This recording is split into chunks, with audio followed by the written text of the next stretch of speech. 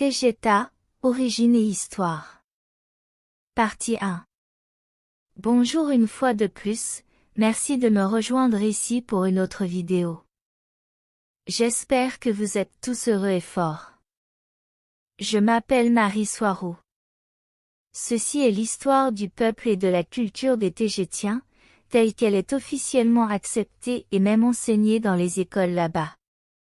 Il y a très longtemps, certaines sources disent il y a 200 000 ans, d'autres sources disent 2 millions, toutes les personnes ressemblant à des humains vivaient sur la planète Lyra, la deuxième en orbite autour de l'étoile Vega, dans la constellation de Lyra, à environ 25 années-lumière de la Terre.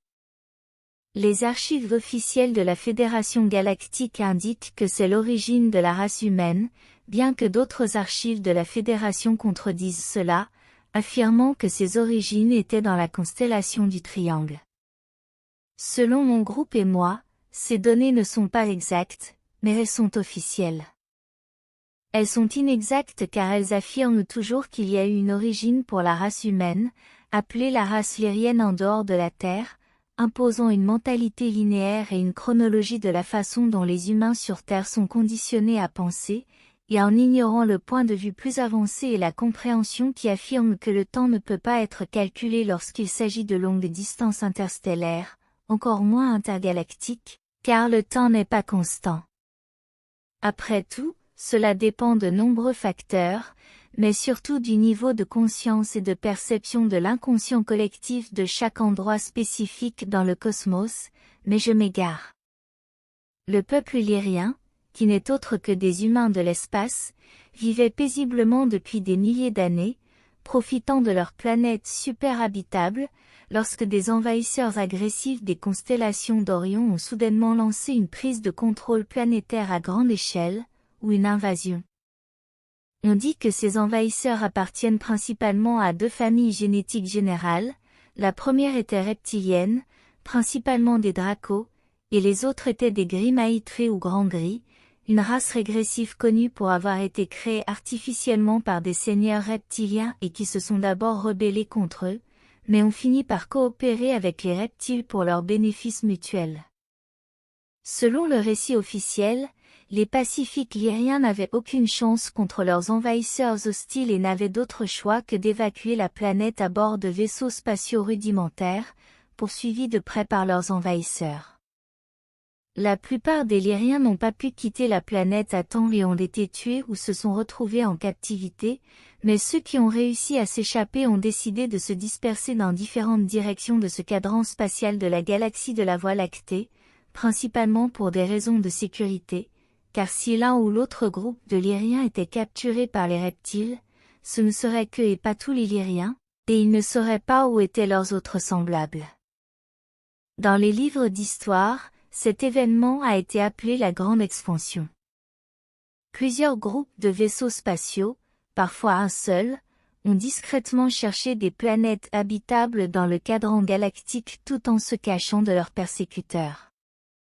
Plusieurs races stellaires positives leur ont offert refuge pendant qu'ils cherchaient des planètes libres, et elles ont également subi la colère des reptiles lorsqu'elles ont été découvertes, et beaucoup ont fini par devenir des réfugiés eux-mêmes, car elles aussi, ont été envahies par les agresseurs d'Orion. Les Lyriens ont continué à chercher des planètes habitables libres, sans civilisation avancée qui y vivaient ou en train de se développer. Après 300 ans de recherche, poursuivis par les Orions, un petit groupe de Lyriens est arrivé sur une petite planète super habitable bleue et chaude en orbite autour de l'étoile Tegeta dans l'amas des Pléiades. Les sources orioniennes indiquent officiellement que cela s'est produit il y a 850 000 ans, selon le temps terrestre, mais je suis fermement convaincu qu'il n'y a aucune base réelle pour ce calcul en raison des mêmes explications que j'ai mentionnées au début de cette vidéo. C'est une planète de taille proche de la Terre, avec plus de 90% de sa surface recouverte d'eau et sans grande masse terrestre, ayant seulement une série d'innombrables îles, grandes et petites, dispersées partout sur la planète. Ils l'ont ensuite appelée la planète Témère. Sa force gravitationnelle est de 0,8 fois celle de la Terre, et sa température moyenne est d'environ 30 degrés Celsius. La planète est géologiquement beaucoup plus stable que la Terre, tout comme son climat. Les événements météorologiques violents, tels que les ouragans, sont rares et beaucoup moins puissants que ceux qui se produisent sur Terre. Les écosystèmes de la planète sont davantage enclins à la coopération entre les organismes de manière symbiotique, ce qui signifie qu'il y a peu de prédateurs là-bas. Il n'y avait pas de population indigène sur Témère, encore moins de civilisation, donc les colons ont décidé de s'y établir, ainsi que sur la côte sud-est de la plus grande île de la planète, qu'ils ont ensuite appelée Toleka. L'île de Toleka est de la taille de la Nouvelle-Zélande et est remplie de paysages contrastés, allant des plages aux montagnes éternellement enneigées, près de son centre et à l'ouest. Sa côte est recouverte de vastes plaines herbeuses plates, avec peu d'arbres, et les sommets des montagnes enneigées à l'ouest, ainsi qu'une mer turquoise calme à l'est.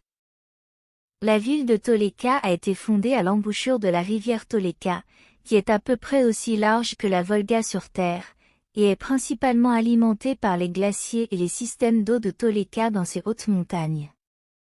De magnifiques plages de sable de cristal de quartz se trouvent juste au nord de la ville de Toleka, où dans certains endroits, d'immenses falaises de cristal de quartz transparent, certaines de plus de 80 mètres de haut, recouvertes d'herbe au sommet, et avec la mer qui se brise en dessous, réfractent et réfléchissent les rayons du soleil à l'aube, remplissant la plage d'un spectacle de couleurs magnifiques et époustouflant.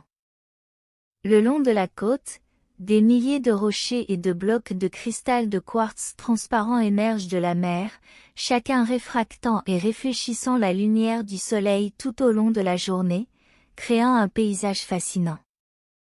De plus, le sable de la plage est également transparent, donnant à toute la plage un magnifique affichage de grains de sable brillants et lumineux, comme des étoiles dans le ciel. Sachant comment les cristaux de quartz se forment, profondément à l'intérieur de la planète et sous une immense pression et chaleur, cet endroit est le témoignage d'un cataclysme qui s'est produit il y a longtemps, où une grande partie de la planète Témère s'est retrouvée à l'envers. Bien que certaines théories affirment que cela est le résultat de simples déplacements de plaques tectoniques qui ont fait remonter à la surface une grande partie de l'intérieur en quartz cristallin de la planète. Témère est une planète océanique, avec peu de tempêtes, mais ses îles regorgent de terres fertiles, parfaites pour l'agriculture traditionnelle de fruits et légumes, qui sont ce qui nourrit principalement la population de la planète. La grande majorité de la population tégétienne vit sur la planète Témère, autour, ou à proximité de la ville de Toleka et du port spatial, qui est de loin la plus grande ville de tout le système solaire de Tégéta. Toleka en tant que ville est très étendue, avec beaucoup de distance entre les bâtiments, et beaucoup de nature et de parcs entre eux, principalement pour des raisons écologiques. Elle compte de nombreux immeubles de grande hauteur, reliés par des tubes transparents en hauteur. La majeure partie de son infrastructure de service se trouve sous terre, et son électricité est alimentée sans fil, à travers l'air, et est générée par de nombreux réacteurs d'énergie libre à point zéro, principalement cachés sous terre. Le transport à l'intérieur de la ville se fait à travers de belles rues courbes parmi les arbres et des sentiers à travers la nature, reliant les lieux et les bâtiments. Le transport à courte distance se fait avec des véhicules électriques de toutes sortes, mais ils sont très différents de ceux de la Terre, car ils ne dépendent pas de batteries, car ils tirent leur énergie directement du réseau électrique sans fil de la planète, donc ils ne manquent jamais d'énergie. Le transport à plus longue distance se fait par des trains magnétiques à grande vitesse, principalement enfermés dans des tubes transparents soutenus par des piliers à environ 10 mètres au-dessus du sol, afin d'être le moins invasif possible pour la nature. Les voyages longue distance sont également effectués par avion, en utilisant des navettes de transport antigravité de petite taille, ainsi que des navires privés et des véhicules aériens, grands et petits.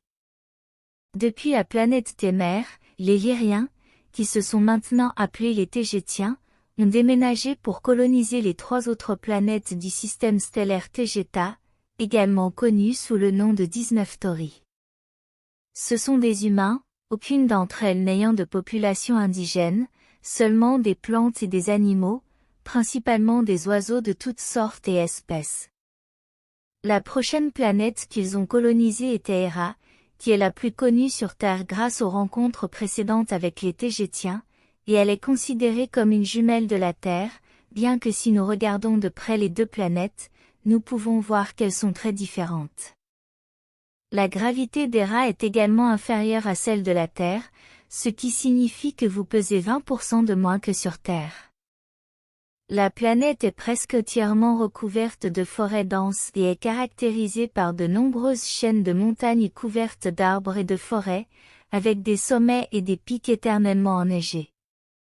Contrairement à la Terre ou à Témer, Hera n'a pas de grands océans et mers, car les forêts couvrent plus de 60% de la surface de la planète, mais elle possède des milliers et des milliers de lacs, grands et petits, des rivières et des ruisseaux partout sur la planète. Cependant, Hera possède des mers, 3 en tout, bien que aucune d'entre elles ne soit significativement plus grande que la Méditerranée sur Terre, elles sont néanmoins des endroits très beaux, également remplis de plages de sable et d'eau turquoise. Hera est également caractérisée par une écologie symbiotique, avec très peu de prédateurs, où les plantes et les animaux coopèrent pour exister plutôt que de se manger et de s'exploiter mutuellement. Au printemps, les forêts d'Hera s'animent la nuit, alors que des millions de plantes et d'animaux utilisent la photoluminescence pour communiquer et s'attirer mutuellement, le tout sous la lumière bleu pâle provenant de l'étoile binaire Tegeta, aussi nommée 19 Tauri, une naine blanche, qui sert à la biologie des 4 planètes de Tegeta, comme la Lune le fait sur Terre. Cependant, le ciel nocturne n'est jamais aussi sombre ni aussi noir que sur Terre, en raison de tout le système stellaire des Pléiades. Les Pléiades ou M45 se trouvent à l'intérieur d'une nébuleuse bleue qui est facile à voir la nuit, car elle reflète et brille de la lumière de toutes les étoiles de la constellation, baignant les planètes d'une belle lumière bleue électrique profonde, la nuit. L'orbite d'Hera autour de Tegeta est très elliptique, ce qui provoque des saisons extrêmes là-bas, où les hivers sont très froids et rigoureux, atteignant parfois jusqu'à -80°C, dans certaines parties de la planète, celles les plus proches des pôles, et les saisons y sont planétaires, ce qui signifie que toute la planète est gelée en hiver, ou pleine de vie et florissante au printemps, et non par hémisphère comme sur Terre.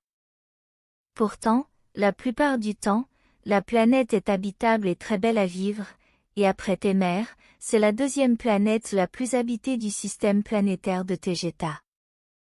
Des maisons élaborées et élégantes, situées à côté des innombrables lacs d'Hera, entourées de forêts et avec des sommets de montagnes enneigés au loin, sont des scènes et des paysages communs sur Hera.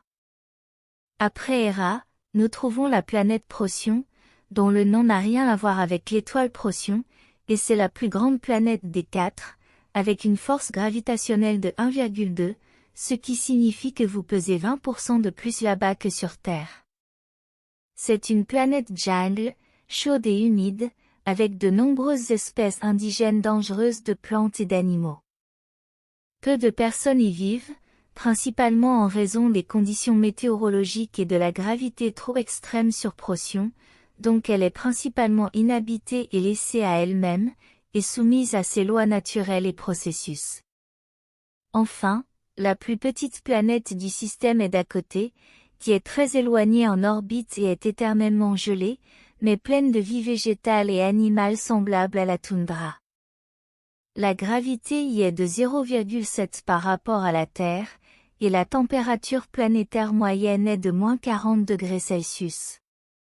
C'est la planète la moins habitée du système stellaire de Tegeta, et elle est utilisée comme base militaire, principalement avec des installations souterraines, où des escadrons de vaisseaux de combat gardent l'entrée du système planétaire de Tegeta. Elle est équipée de capteurs de haute intensité et de longue portée, et elle est également utilisée comme lieu de haute sécurité pour tout ce qui doit être tenu à l'écart des autres planètes, principalement pour des raisons de sécurité. Dans la prochaine vidéo de cette série, je décrirai en détail le système politique holistique de Tegeta, plus de son histoire, et de son fonctionnement social. J'espère que vous avez aimé ma vidéo, merci si vous êtes resté jusqu'à ce point, et j'espère vous revoir ici la prochaine fois. N'hésitez pas à liker et à vous abonner pour plus de contenu si vous estimez que celui-ci est précieux. Prenez soin de vous. Avec beaucoup d'amour, votre amie Marie Soireau.